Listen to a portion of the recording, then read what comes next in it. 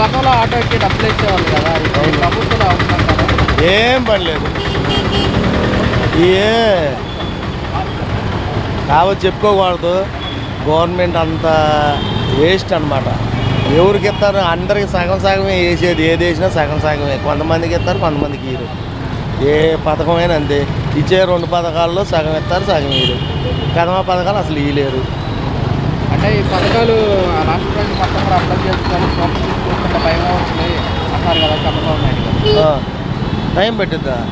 జగన్ గవర్నమెంట్లో ఇటువరకు కరోనా వచ్చింది, అయినా బడ్జెట్ అట్లా కాదుగా. జగన్ గవర్నమెంట్లో అదే బడ్జెట్ అదే ప్రవేశపెట్టారు. వాళ్ళు పథకాలు బాగానే ఇచ్చాడు.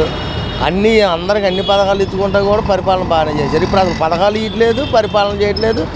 ఇలా 1000 కోట్లు అప్పులు చేస్తున్నారు. ఎక్కడికి వెళ్తున్నాయి ఆ డబ్బులన్నీ? ప్రజలకు చేరట్లేదుగా. ఇటువరకు గవర్నమెంట్కి ఏమన్నా అచ్చు గుద్దుకున్నారా ఏంటి? ఇప్పుడు వీళ్ళు గుద్దుకోపోవటానికి అది. అంటే ఈరోజు ప్రళయం వచ్చేసి వరద వచ్చేసి వరదలు అందరూ కరోనా వచ్చింది జగన్మోహన్ రెడ్డి గారి టైంలో 2 సంవత్సరాలు.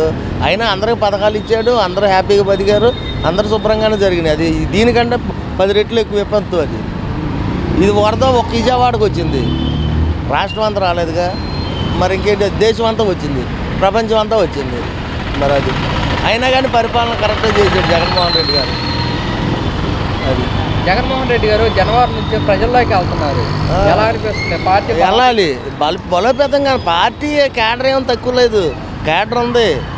కానీ జనాలకి భయప్రాంతాలు చేసి బయటికి రానికుండా చేస్తున్నారు, అంతే. ఏం లేదు. ఆ టైం వచ్చిన రోజు కట్టలు తెచ్చుకొని ప్రవాహమే వచ్చింది.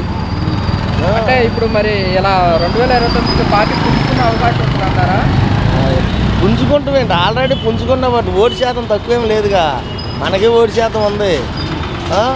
దానికి దీనికి 20 లక్షల తేడాయే, అంతేగాని ఓట్లు ఏమి లేవనే లేదు. ఓటు శాతం మన ఒక్క పార్టీకి ఓటు శాతం దానికంటే 20 లక్షల తేడా. ఈ 3 పార్టీలు కలిస్తే అంత ఉంది, మన ఒక్క పార్టీకి అంత ఉంది. అంటే కాదు ఏమంటున్నారంటే వైఎస్ఆర్ కాంగ్రెస్ పార్టీ మీద వ్యతిరేకత అవన్నీ కొత్త మాటలు.